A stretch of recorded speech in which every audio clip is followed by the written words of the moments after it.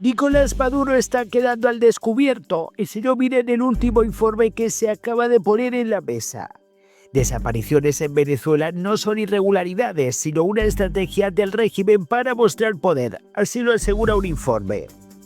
Un reciente informe de la organización estadounidense Robert Kennedy Human Rights y la organización venezolana Foro Penal revela que la desaparición forzada en Venezuela no es un fenómeno aislado ni incidental, sino una estrategia deliberada y adaptativa del Estado para controlar y reprimir a la oposición, especialmente en el marco de procesos electorales. El documento Represión electoral, desapariciones forzadas y control político en Venezuela establece que esta práctica está integrada en el sistema político del país y ha sido calibrada para neutralizar a la oposición, fortalecer el control del régimen de Nicolás Maduro y mostrar poder. Las desapariciones forzadas en Venezuela no son un fenómeno incidental o aislado, sino una estrategia deliberada y adaptativa de represión estatal. Así lo afirma el informe. Lejos de ser el resultado de deficiencias procesales, esta práctica está incrustada en el orden político del país y ha sido calibrada a lo largo del tiempo para neutralizar la disidencia, consolidar el control y proyectar fuerza. El documento dice que este patrón de represión no es producto del azar, sino que apunta a su propósito político y sostiene que las desapariciones y detenciones se intensifican en momentos de mayor confrontación política, como ocurrió en las elecciones presidenciales de julio del 2024 y las municipales y parlamentarias de este 2025. El reporte se basa en dos conjuntos de datos recolectados y verificados tanto por Foro Penal, que incluyen testimonios de víctimas, información de familiares y documentación legal.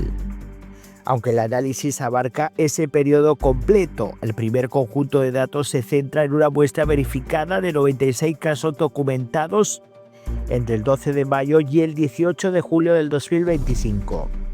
Esta muestra, que incluye tanto a ciudadanos venezolanos como extranjeros, no busca representar la totalidad de las detenciones, sino ofrecer una visión detallada de cómo se desplegaron tácticas represivas durante los meses previos a las elecciones. El segundo conjunto de 109 casos adicionales se centra específicamente en extranjeros y ciudadanos con doble nacionalidad, quienes han sido objeto de detención desde julio del 2024 en adelante. La CNN contactó con el Ministerio de Comunicación y con la Fiscalía General de Venezuela para pedir comentarios sobre el informe y está en espera de respuesta. En junio, tras otro informe sobre desapariciones forzadas en Venezuela, esta vez de la ONU, Caracas calificó las denuncias de irresponsables, sesgadas y profundamente polarizadas.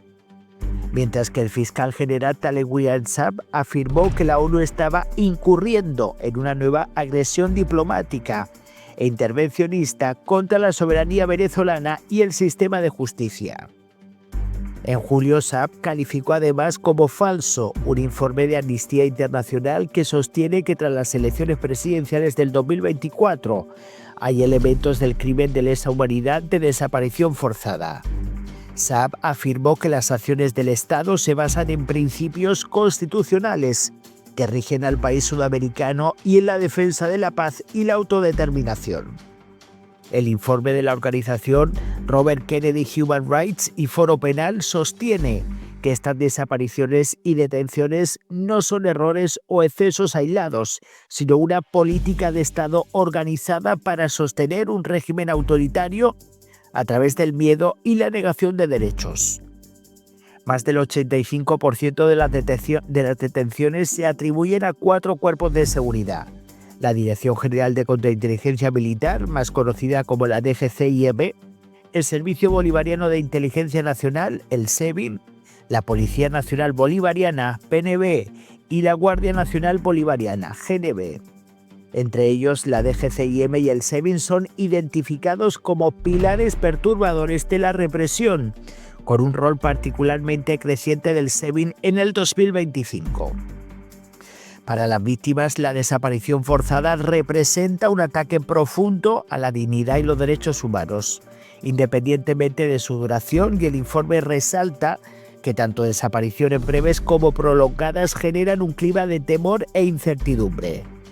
También señala que los extranjeros y personas con doble nacionalidad enfrentan daños debido a su situación vulnerable, a menudo sometidos a procesos en idiomas y contextos desconocidos.